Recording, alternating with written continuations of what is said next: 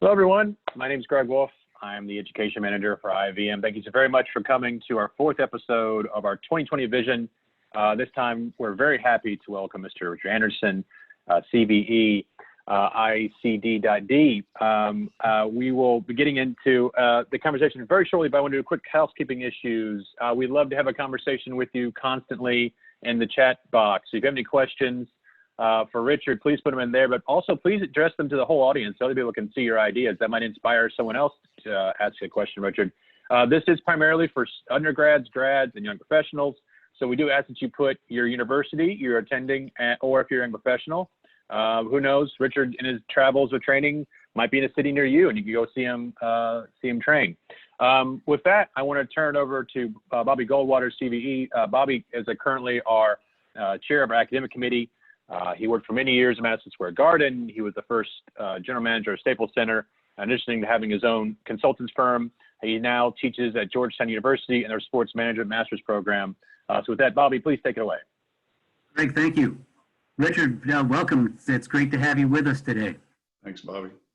So when I moved to Washington as a lifelong baseball fan, the project that I moved to Washington for was to help work on the project to bring Major League Baseball back to DC. And happily, we had a good result. If my math is correct, you have been in and around baseball, either working for a team and or a venue for over 25 years. So Correct. There, how much are you missing baseball and how much is the industry missing baseball?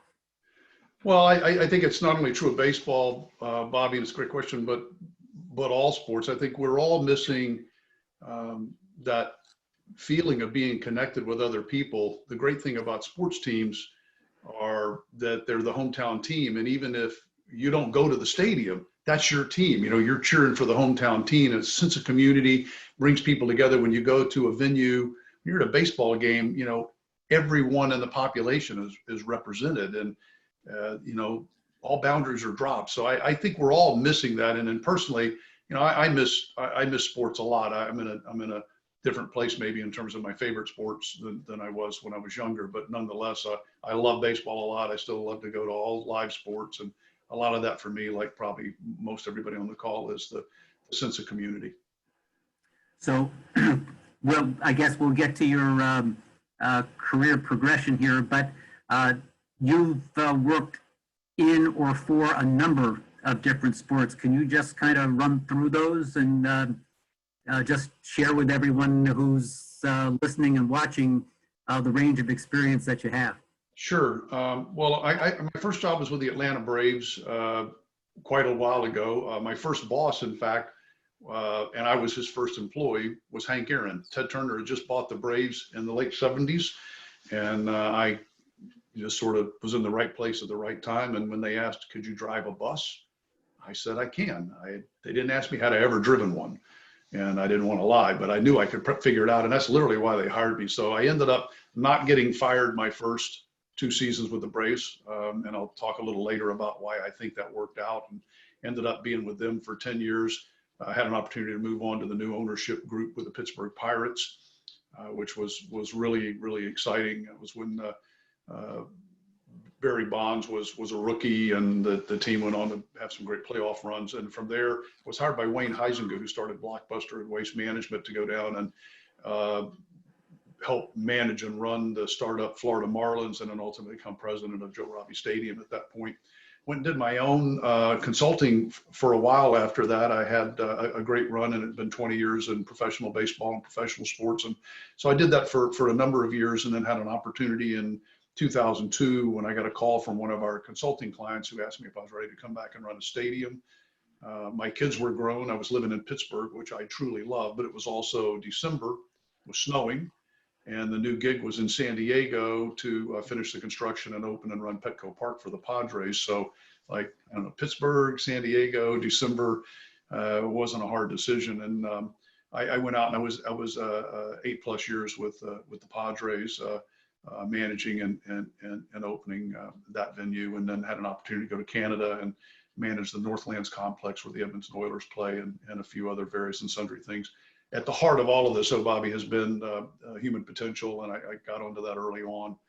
And so parallel in my career, I've constantly been trying to grow my capabilities, my network, and around my true passion, which is leadership development and organizational culture. So I do want to get to that, but going back just for a second on the range of venues that you've worked on, what kind of differences are there between running a ballpark, running a hockey arena? What kind of differences or similarities have you encountered and observed over the years? Well, there are clearly more similarities than there are differences from my view. I think it's all about safety and service and all of those, and it's all the core things that you need to do to be prepared when an event's coming, and the things that you need to do to make sure that people have a good experience when they're there. There are similarities. The size of the venue and the size of the staff certainly has impacts in terms of how they're run. And the most challenging thing for me throughout my career was running a small venue for the Braves, single A and double A. That was myself and one or two other people. Going to triple A, where I was the next 7 years with the Braves, had 13 people. The art of delegation, realizing that not everybody is like me, and that that's really a crazy way to look at it, but that's how I wanted it to be.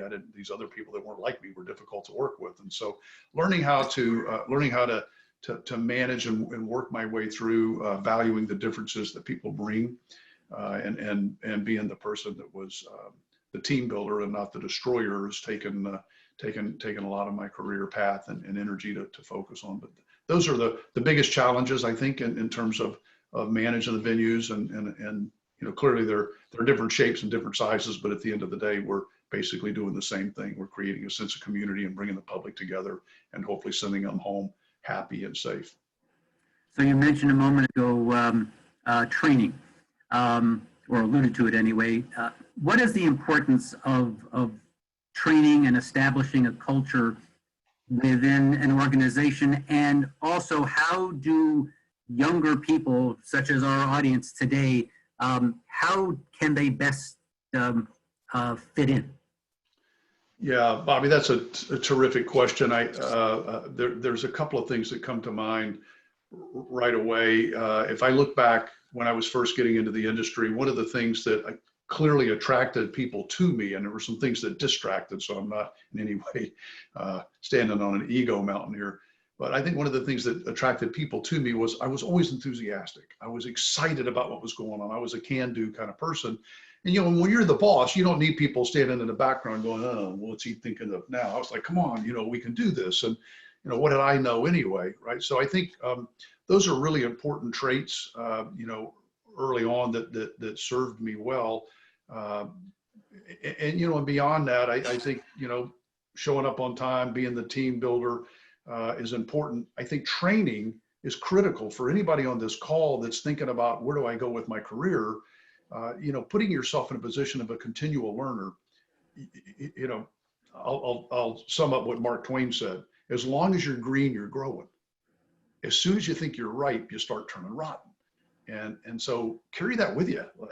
The point is that you can constantly be learning new things, and leaders love to be around people that have the new ideas and the new insights. That's great. One thing that I have known about you, and certainly from your time at Petco Park, was your commitment and your innovation involving sustainability, which is a topic that all of us are certainly invested in now in venue management. Can you talk a little bit about how you identified this as important and some of the things that you helped initiate? Sure. And being completely honest, initially, it was an opportunity to deviate or separate ourselves in doing something special. At the time we were jumping out in front of it, not a lot of people were doing it. Now, I was living in the land of fruits and nuts, which is the state of California, and I'd grown up in other parts of the country. I love California. I lived there on a bet, but I say, we call them cave people, citizens against virtually everything, are all over California. So it's a challenging place to be. Believe it or not, and those of you who are younger will not believe this, but when I first went to Petco, smoking was still allowed in the seating bowl. People literally sat there and smoked cigarettes and blew it in your face, which was horrifying to me. So that was a part of the sustainability deal. And I lobbied hard with our management on both fronts to say, look, we should be out front because look, this is coming. Why would you want to follow the crowd? Even if you don't think it's the right thing to do, in 5 years, nobody's going to be smoking in these venues. You can see it coming. And in 5 years, everybody's going to be trying to find a way to recycle and sustain the environment. It's the right thing. Why wouldn't we get out in front? And we had great leadership and great ownership. John Moores owns the team there. Dick Freeman was the president, and they embraced those thoughts. And so we banned smoking everywhere. We were the first outdoor facility in the United States to ban smoking at all aspects. You could not smoke inside our gates anywhere. And initially people thought people would be falling on the ground upset, and we've got rave reviews. And the same on sustainability. We built some specific programs and we marketed them. If people don't know about it, it doesn't really help build your brand. So we did the right thing, but we also made sure people were aware we were doing it. What does it take to do the right thing? What does it take to, personally, what did it take to go to someone and have the confidence in saying, in fact, what you just said, this is the right thing, this is something that I believe in, this is something the organization should stand for? How did you, was there a process? What did you do? Well, typically, if you're in a role like I was there, where I wasn't the CEO, and I've served in the CEO role in other organizations at different times, it's not ultimately my decision. And my experience has been, when I go in with guns a-blazing, I'm probably not going to end up where I need it to be. If I can find a way to let it become their idea and they can see the value in it. So I'm a big believer in the 6 Ps: proper preparation and planning, prevent poor performance. And in that, it's being strategic, having a framework, thinking about what are the values. For the smoking, we partnered with the American Lung Association, and they loved the idea. And so we became a big award winner in the state of California for doing what we were doing. And so our organization saw the value. When I went in and presented it to senior management, it wasn't just like, I think smoking's a really bad idea, which I did. And I think we should ban it in the building. But I said, there's lots of people that are struggling with it. It's coming. Why wouldn't we do this? There's opportunities for us to get great public acclaim for being a leader in this, et cetera. So basically presenting the case in a calm and factual and clear way. And then, ultimately the CEO or the owner saying, look at this great idea I got, we're going to stop smoking at the ballpark. And, I'd say, as a piece of advice to everybody on the call, if you can make it about your boss, you're going to go a lot further, a lot faster than if everybody has to know how good you are and look at the idea you came up with. People know how good you are. They'll figure it out. You do not have to tell them. Great. So you didn't really cover where you are currently. So you are working with Venue Solutions Group. Correct. With another, you are very popular, very well known. You are working also with another big personality who is also very popular and very well known, Russ Simons. Yep. And you have a particularly visible, highly visible project. Can you talk a little bit about what you're doing with SoFi Stadium? Yeah, so that's really Russ's baby, and what they're doing there is amazing. He's been there for a number of years. He's working with an incredible team. My focus is on the training and consulting and support side, and he's I guess at the end of the day, I'm not sure how many dollars will be in this stadium, but I've had a chance to tour it, and it's stunning. And Russ has been a close friend and a business associate for 25 plus years. When I say do the right thing and I close my eyes and think of a picture of somebody, I see Russ Simons' face. It's always about, doing the right thing. And I encourage everyone on the call to pay attention to that. It's not just some nomenclature. It is, be known for being a woman or a man of your word. And that's what Russ is. So yeah, in my specific role, we're doing lots of organizational development, training, coaching, independent groups. We're doing a number of things outside of the sports and entertainment industry. We're currently now on a project with Will and Jada Smith. We've actually worked with them over the last several months in their company called Westbrook Inc., which is a rocketing multimedia company. Their goal was ultimately to become the world's largest multimedia platform, movies, TVs, and social media. And we've just about finished helping them develop their mission, vision, and value statement. So that's been a really fun project, doing lots of guest services training and leadership development and that sort of stuff on the facilitation and training side. So I love your title. What is a Chief Illumination Officer? Yeah, we talked about that for a while, and when Russ and I were thinking through it, the idea was, what is it that I really do? Well, I can't make somebody have something they don't want, and I can't keep it from them when they do, but if I can help be a part of shining a light on an aha moment. And so all of the materials and programs and insights we've developed, they come with 30 plus years of investment and time. I've been a certified trainer, for example, for DISC since the early 90s. And it's just something I'm passionate, I love. So that's the Chief Illumination Officer, shining a light on potential. I believe every single person has an opportunity. In fact, I don't believe this. I know it for a fact. Every single one of us was created to do greatness. And, if in some small way I can be a part of helping others look inside and see the things that are stopping them from getting where they want to go, or some things they could do that would help them move there, then that's a big plus. And Bobby, I don't know if we'll have time to do this, but if we do, I'd love to share a quick slide that really kind of addresses that. Yeah, I'm intending to do that at the end since you asked about that. Okay, sure. So we will certainly leave time for that. But what you just talked about, Richard, is you've been actually delivering that message in weekly webinars recently. You and I share being fans of Simon Sinek, and who is an expert on leadership, for those who are not familiar with him. But the webinar that you conducted a couple of weeks ago about finding your why, I was certainly impressed with the message that you delivered, and frankly, the engagement you had with the audience, with the questions that they were asking. Can you just share a little bit, especially for this particular younger audience, about some of the key points about finding your why? Sure. The critical part of this is that if somebody says, Sally, tell me about your career, people immediately start talking about what they do. Well, I work at company XYZ and I'm in the ticket office, and we basically, and they begin to describe that. So what Simon points out, and what I truly believe, and what we built on with our own program, is that most of us know, if not all of us know, what we do, and all companies know what they do. Most companies know how they do it, but very few of us individually or as companies know why. And so the point really is to get to your why, everything else makes sense. So the why for me of why I got in the sports and entertainment business was, and I didn't know it at the time, but I can look back now, and I shared it, and I'll share it briefly here, but I shared it in the finding your why pieces, that when I had an opportunity to go to work for the Braves, it wasn't so much about baseball, although that was what I was excited about at the time.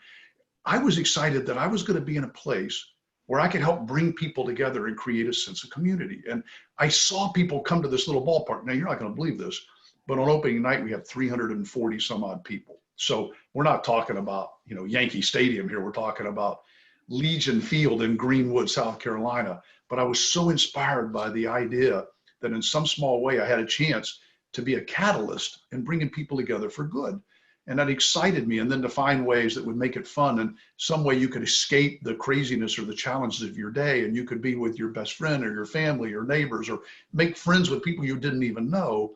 And I got to be a part of that. And so my why became really about being fiercely committed to making a difference in people's lives through the vehicle of sports and entertainment. And so that's what we really mean by, I knew what I was doing. I was running a ballpark. I knew how I was doing. I was supposed to get the bathrooms clean. But my why was really about, in some small way, even though nobody ever has to know it but me, I'm making a difference in people's lives. And I'd say, what else would you live your life for? I mean, I couldn't wait to get up every day. So how is that, what you just described, that philosophy, that view, going to help shape how we're going to move forward with getting past coronavirus and reopening, reimagining and also ultimately managing our venues? Certainly, this is the most challenging time I could ever remember in my career. 9/11 was a different feeling and terrible and sad, and yet a sense of community and country coming together on the post of that to rally from it. But this has a longer runway, and there's so many unknowns that we're dealing with after a longer period of time. The upside is it's absolutely going to be over at some point, and you can already begin to see that moving into our life, and we're going to be better in the end for it, as challenging it is. And I just believe that that's not just faint excitement or something. It's like I truly believe we'll be smarter. We'll have learned to do things that we wouldn't have done if this hadn't happened. I'm not excited it happened, but the reality is we're here. This is what's going on. So how can I make the best of it? And I would say to everyone on this webinar right now, you're making the best of it because you're looking for opportunities like what Bobby and Greg and the IAVM have put together. I should take a second and say, like, these people are dedicated. Like they're, you know, Bobby's not getting paid for this. He's doing this because he cares. He wants to make a difference. And the IAVM is an incredible institution with people like Greg leading it. So you're showing up and you're sharpening your skills and you're listening to people. And in many cases, you may say, okay, I heard that. I'm not going to do that. Or I heard that and I am going to do it. So you get a chance right now to get your sock drawer organized, so to speak, that you might not have wanted to do, but get yourself organized. And I think on the backside of this, we come out of it smarter and sharper and better equipped. C.S. Lewis says if the only tool you have is a hammer, every problem starts looking like a nail. Well, you know, add to your toolbox. Well, since you led into it so well, why don't we do the couple of slides that you prepared now, because it just kind of segues in very nicely about career building. Sure, Bobby, thank you.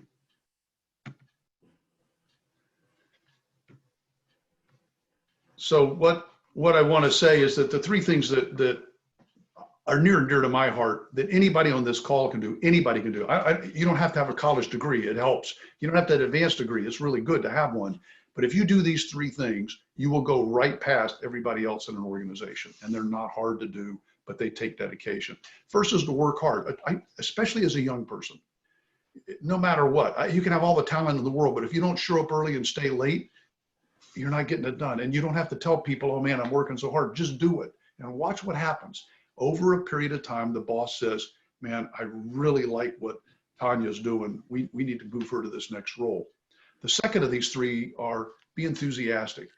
In every case, no matter what's going on, don't be the person that's going, ugh. Be the person that's going, we can do this. Or find a way, be enthusiastic, or at least if you can't be enthusiastic, don't be in the picture at all, because enthusiasm is contagious. Everybody wants to be around it. Nobody wants to be around the pessimist. And then finally, embrace change. No matter what you think is going to happen, it's not happening the way you think. I can guarantee you, whatever you've planned, it's going to come out differently. So be ready for that. Be nimble. Now, the reason I think these three things are so important, this work hard, be enthusiastic, and embrace change, is that as a young person coming up in the business, you're not going to have the technical skills that somebody that's been at it for 20 years has. And so how do you differentiate yourself from everyone else? So when they're getting ready to make a promotion or move somebody over to the department you want, they will look at you and say, wow, he always works hard. He's always upbeat. He's always like, whatever's going on, we can do this. Or she's always, so that's where you want to be with that. Work hard, be enthusiastic, embrace change. The second thing I want to share is that at the end of the day, particularly as you're starting out, but even as true today for me, it's about relationships. Okay, dummy, we all know that. Right, I know you do, but how many of you are strategic in the way you build relationships? So I'm going to share with you, a simple tool that I learned from Al Weiss, who wrote $1 Million Consultant years ago. It's a great tool, and it breaks people up into three categories: advocates, prospects, and suspects. So who are advocates? Well, if we put it in this framework, advocates are people that would stand for you. So think right now in terms of the people you know. Could be your parents, a teacher. If Bobby's your teacher, you want him standing for you. He's well known. If you know Greg, Greg's an advocate if he really would stand for you. And it would be if I picked up the phone and said, hey, I'd like to know something about Steve. And you said, oh my God, Steve, you got to hire him. He's fantastic. I've known him. He was in my scout troop, whatever it is. Okay, right now, you might not have advocates that are in the core piece of the business you want to be in, but you want to think strategically about who are people that stand for you. The next category are people that you know that are in the business lines you're interested in. So wherever you're working, or where maybe you're in a sports management program, great. Who are your instructors? You know, who are people that you've met when you've been out on tours of other venues? These are prospects. They don't know you well yet, but how could you enhance those relationships so that you could grow them into advocates? So you put those names down and you think about it, and you're strategic with your time. You got the same amount of time I do. This isn't about manipulation. It's about how do you spend your time? And if every time the email goes off, you stop and you go answer the email instead of focusing on your priorities, all of a sudden 10 years later, you're looking and going, man, I'm a year behind. The final category is suspects. If you think about where you really want to be, what is your why? What excites you? Well, who's out there now that's really successful at that? And you don't even know who they are, but who's out there? Don't let fear stop you from putting their name in here. You know, whoever it may be, senior person at a major corporation, got no chance. You don't know that. You may actually meet them. Put their name there, and then begin to think strategically about how you could get yourself in front of them. Maybe they're making a speech somewhere. Maybe you find out that they have a certain passion and you volunteer for that organization. You don't walk right up and say, hey, I'm Richard. I just want you to know I'd really like to work for you. But you know, you're thoughtful about it. And maybe you hear him give a speech, and afterwards you go up and introduce yourself and say, I was really impressed, if you were, with what you had to say. And then send them a handwritten note. Don't send an email. They'll never see it. Everybody, I know Bobby will agree with this. I know Greg will. Everybody reads the handwritten notes they do. I still do to this day. I don't get that many, but when I get them, hey, I enjoyed what you had to say. It was really insightful. Appreciate it. Don't add anything else. Not like, hey, geez, I'd also like to work for you. Pick your spots. The second or third time you have an opportunity, say, hey, you know, actually, I heard you a while earlier. I actually sent you a note. They'll remember. And then all of a sudden they will say to you, so tell me what you're up to. So the point of all of this is build advocacies. Everything you're trying to do is move this to the left side of that grid. So work hard, be enthusiastic, embrace change, and then be strategic in building your relationships. Well, thank you, Richard. And folks, I don't know that you could have gotten better advice than that. So Greg, I think this would be a perfect time to move to any questions that we've received today. Surely. So if you wouldn't mind, put your questions into the chat feature, and please put your name and, you know, your undergraduate program, your grad program, or your, if you're a young professional. Very interested to hear what everyone has to say. There are 73 of you on right now, so I'm hoping we have a few questions out of that. Let's see. There's one. Well, Let's see. Marva just put her name. I think she's typing right now. Okay. Oh, yeah. If you also wouldn't mind putting your question in there, not just your name. That's all right. Yes. Please put your question, and then, but you know, we're treating it like you would at any town hall. We actually stand up and say your name in the school. Or if you want to be unmuted too, ask your question over the air. We always like seeing that as well. Well, Richard, oh, here we go. Well, they're typing. Okay.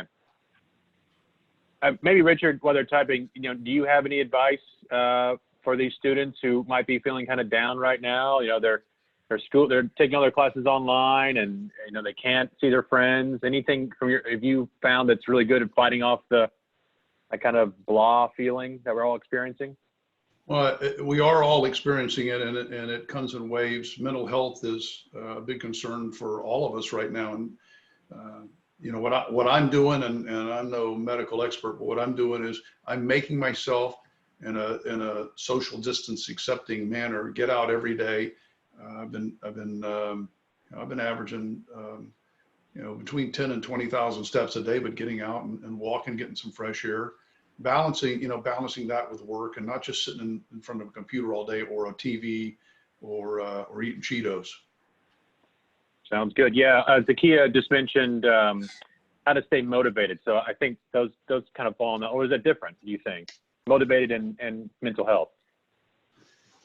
Well, sure. I would say motivated is what you're doing right here. You have an opportunity that you're not going to probably ever have again in your life, and that is to really deeply think about what matters to you.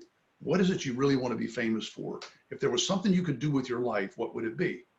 And now's the time to really be thinking about that, because when you're you know, when you're out there grinding in a venue night and day, what I guarantee you're going to be saying at some point is, gosh, I need this. I'm exhausted. I mean, you're just, it's fun. You love it, but you're chasing your tail. You don't usually get this kind of opportunity. So now's an opportunity to think about what deeply matters to you, to read, to show up in webinars, to go online and do research, and just to be really clear on that. Let's see here. Into Yes, the sir. chat. There are a number of questions that have come in on the chat side as well as Q&A, so you've got plenty to choose from here. Yeah, so one from Cami Khan from the Night All Productions at Kennesaw State. Passion is very important, but so is hard work. What is the best way to fuse the two? You know, from my perspective, I think they are clearly connected. The challenge with, I'm just be candid here because I haven't seen this often, but I've seen it. The challenge you can run into is that people are really passionate about things sometimes, and they may miss the follow through. So I certainly want people to be passionate, excited, but what I want to see as a leader is that somebody's working to make something happen. You know, working hard can be interpreted by us in different ways, but it's important that as you're an environment, that your work environment, that your boss knows that you're somebody they can count on that's going to get things done, that you're not just excited about things. You know, it's sort of like the yes person says yes to everything, but then oftentimes you're going, did they ever actually get that done? So I think passion's important, but follow up and follow through hard work's critical.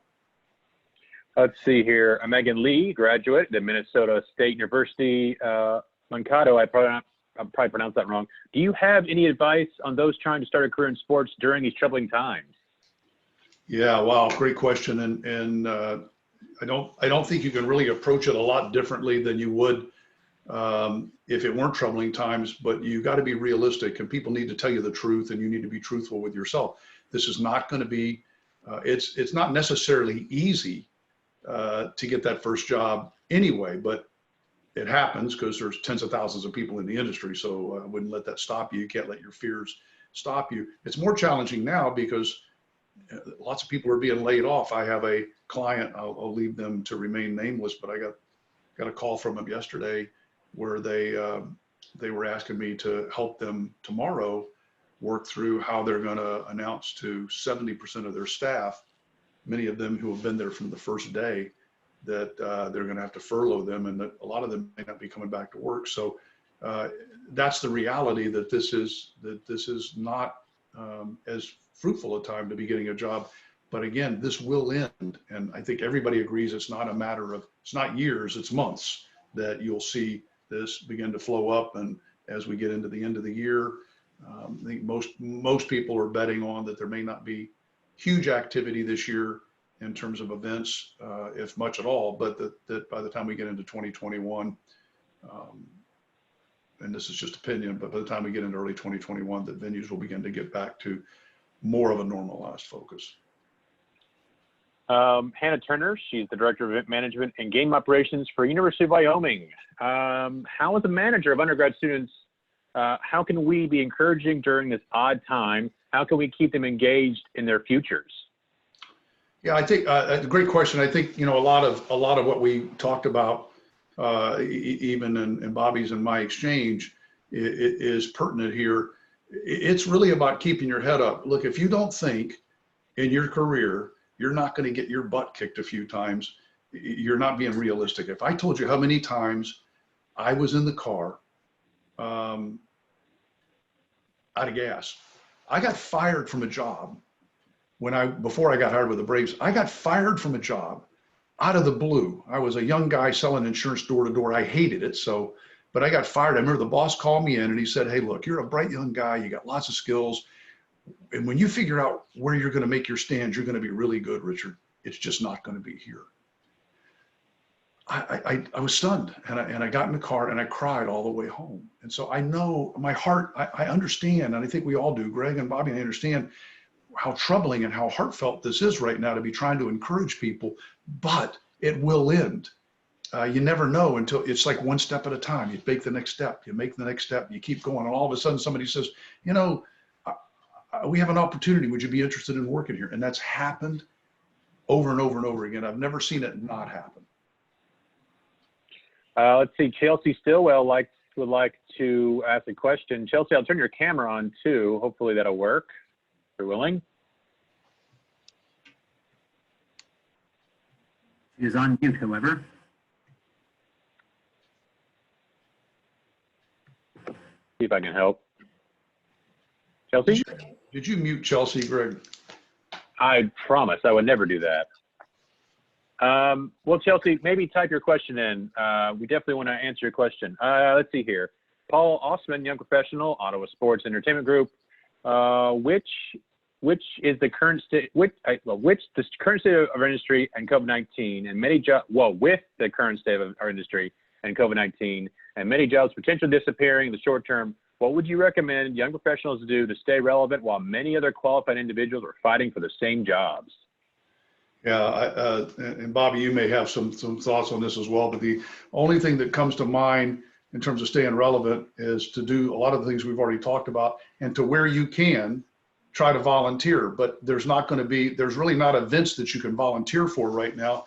But what you can do is see what organizations and teams are doing to help raise money, to have positive impacts for people that are down on their luck in this, and find a way to be a part of that. So if there was a team or an organization that you really want to be a part of, go to their website, see if they're doing fundraising or special events or some sort of thing within their community that you can somehow volunteer to be a part of, and just build that relationship grid. The idea now would be to try to build some advocacy.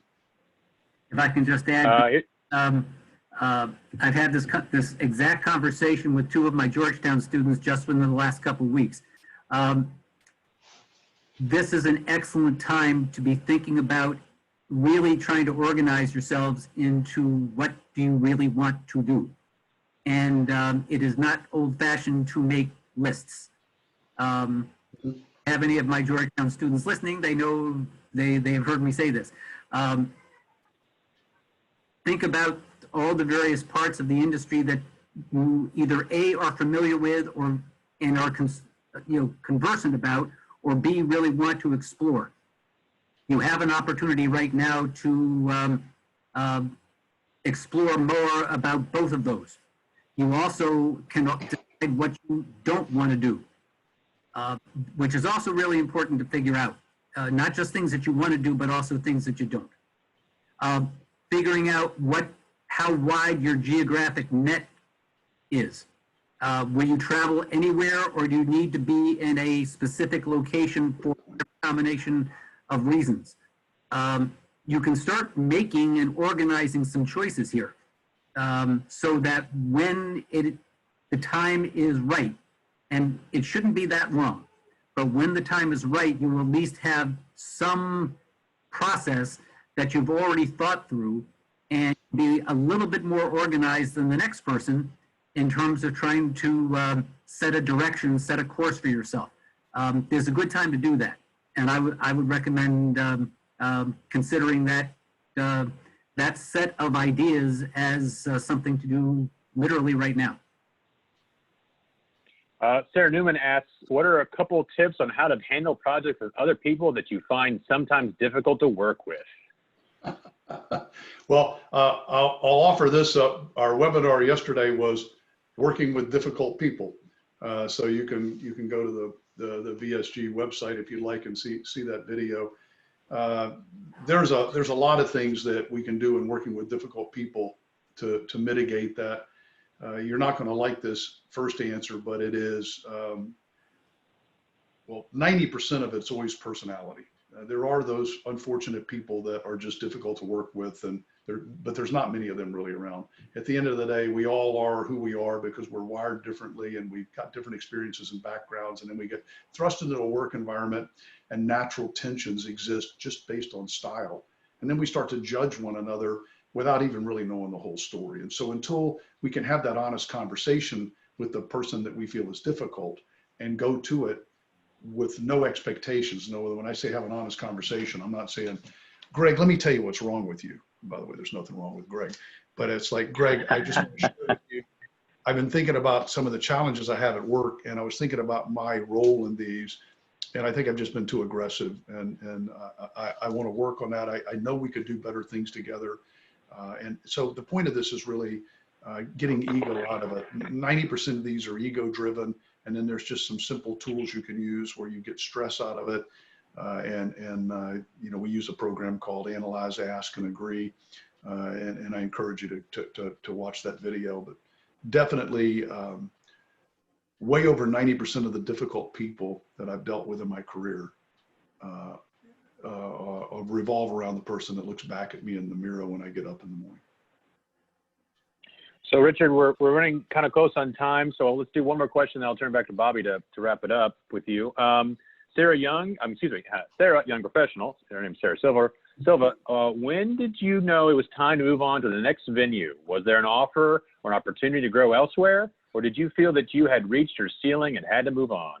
Wow, what a terrific question. Different. There were opportunities where when I went from the Pirates to the Marlins, literally the guy from the Pirates walked in and just said to me, he was going to become president of the Marlins. Hey kid, you ready to go to Florida? And that was how I went to Florida. There have been environments I've been in where I work for boards, particularly volunteer boards. And what happens with them is over a period of process, within 2 or 3 years, the people that hired you are no longer on the board and you're working with new people. So if you're not good at managing relationships, or if the new people have a different direction they want to go than where you were, then it's time for you to move on. So I typically, most places, you know, I've stayed in some places with the Braves 10 years, with the Padres 8. I don't think I've been anywhere less than 5, maybe 4 or 5. But you know, and the important thing is when you reach a point where you can no longer live out your why, you need to move on.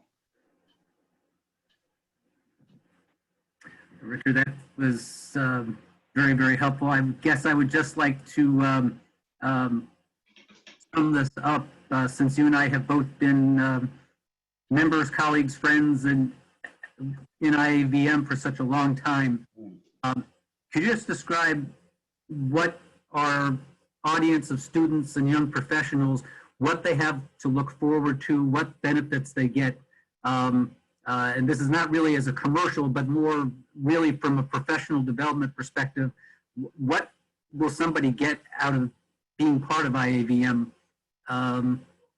over some period of time over the course of a career?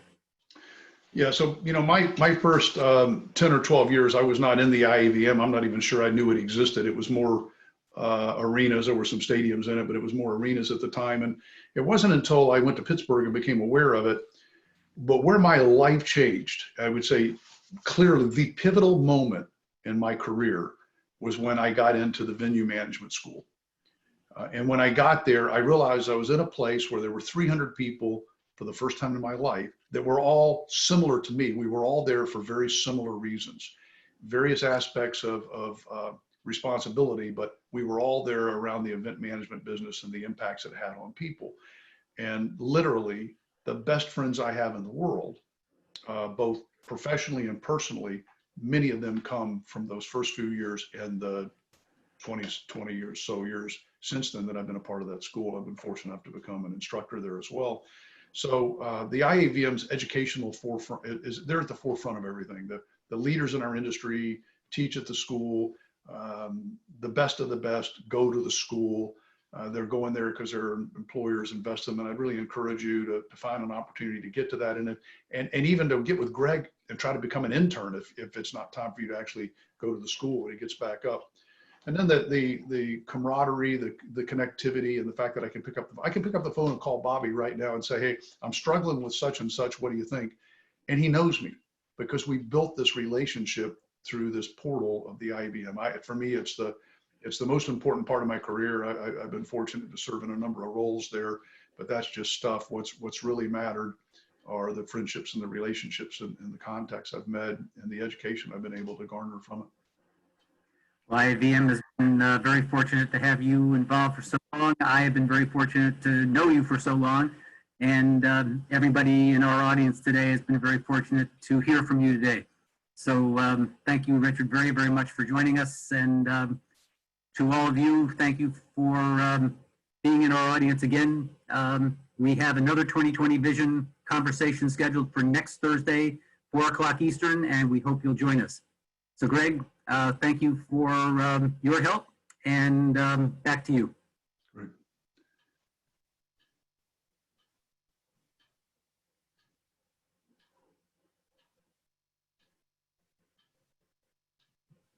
Goodness, and even I'm doing it now. Sorry about that. Sorry, Richard, any final thoughts from you?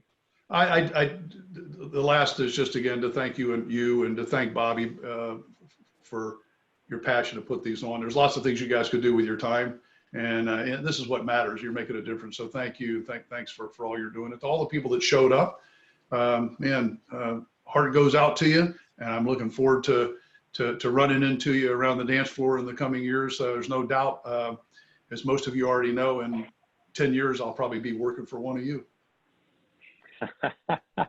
All right. Well, couldn't think of a better way to end it. Thank you, Richard. Thank you, Bobby. We look forward to seeing everyone out there. And again, we look forward to seeing you all in person, hopefully sooner than later. With that, thanks, everyone. Have a really good day, and we'll talk to you next time. Bye. Thanks a lot. Thank you, folks. See you.